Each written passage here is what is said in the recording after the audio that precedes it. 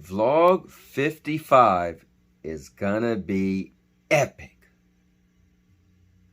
Cause I'm a cowboy. Oh man. All right, guys. So here's a question that needs to be asked, and I wonder, can we answer it? So the question is the Stadia community toxic? How do you gauge toxic? See, I always say video games is just like sports, right? You wouldn't tell a Cowboy fan he can't talk trash about the Eagles. That's just standard business. So me as a kid growing up, it was Atari better than ColecoVision? Was Nintendo better than the Master System? Was Sega Genesis better than Super Nintendo? And all the way up and all the way up. So I was a PlayStation guy and an Xbox guy, and there were some toxic times. I mean, you just got on a chat and people was cursing you out and saying you're dumb and belittling you. So I dealt with that, and that was just standard procedure. It was just part of my bones, you know. Gaming was toxic. People trash talk, right? I would whoop people in fighting games and I talk trash. So how do you gauge if the Stadia community is toxic? Did you gauge it on the level of how toxic PlayStation and Xbox guys are?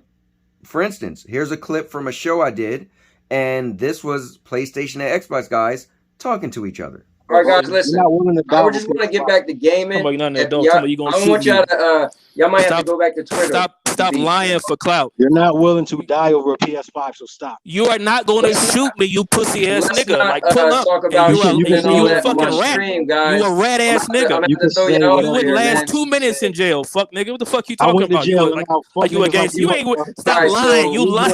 This motherfucker is a liar. Let's cut out the whole shooting people on this thing, man. Hey, Cowboy. Let me explain something to you, Cowboy, because I don't even know you like that, cuz. No, nobody get the fuck out of here, bro. I promise you on everything I love. You're a cornball, bro. This nigga's not going to shoot anybody with nothing. You're a cornball. All right, I don't know anything about shooting, but No. Now, I know you called the Stadia community toxic, but I never heard nobody say they was going to shoot anybody. So, is the Stadia community toxic? Well, I'll say this. Me personally, I get deemed as toxic. One, because I run my mouth, meaning I say what I feel. I say what's on my mind, and I'm only considered the bad guy, right? Hear me out. Because I say what you all are thinking. You can't tell me when I make a post, like here's my recent post. So yeah, people said it was poor taste. But then there were some people that said, dude, you're a content creator, your content is great.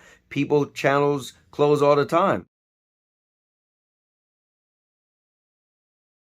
Why not let people know you're here?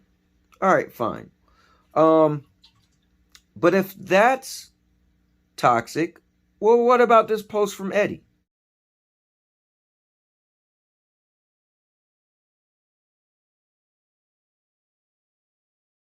So Eddie is stating that I'm the bad guy. Here's the funny thing. When he put the post up that I was calling him out on, and yes, I tagged him, so he know.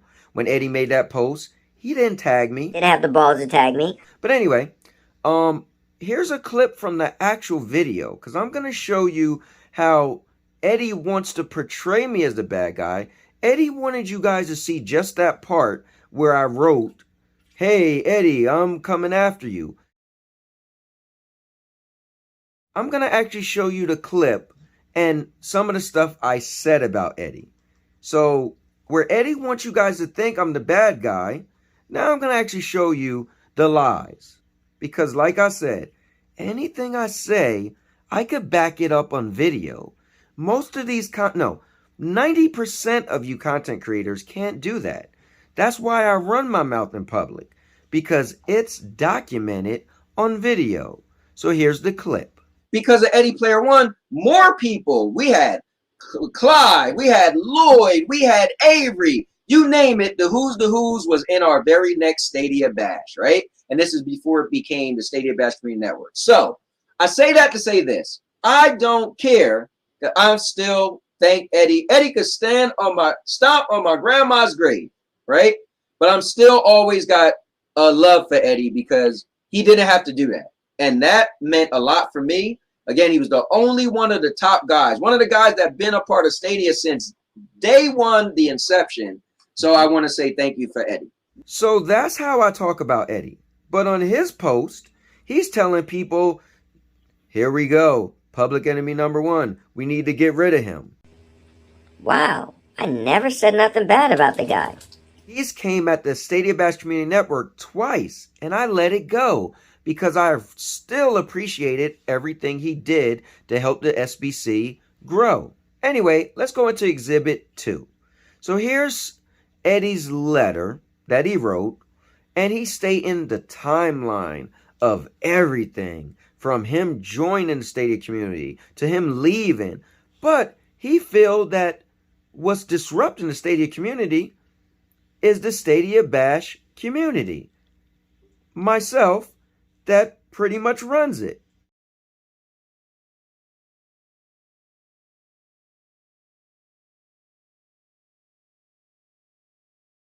I think you left out one important part, Eddie, because you said live on a Stadia Source episode, and I was on that episode, you said that the reason why you lost your faith in Stadia because SG&E closed, because the main reason you got into Stadia was you was interested highly into native cloud games. And once SG&E closed, you knew they would never do that again. What they promised is something that cannot be done on any other platform because the power of the cloud, meaning you have infinite amount of power. You don't have a problem with server capacity, which right now Call of Duty, one of the most popular, I have 200 players because it's the maximum they can fit.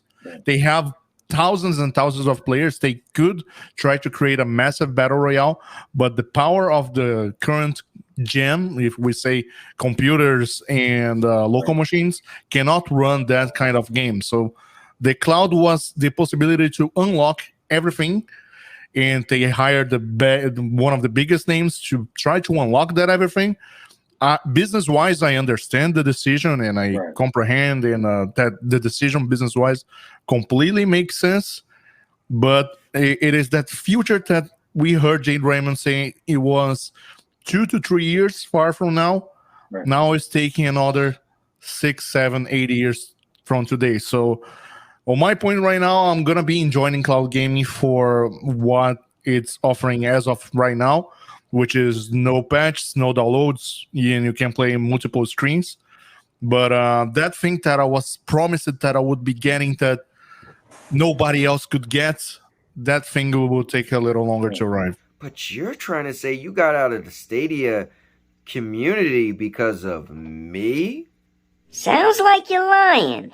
And the crazy thing is, every time I had conversations with people about who left the Stadia community, I always said, you got to give Eddie a pass because he left because Stadia was no longer going to have cloud native games.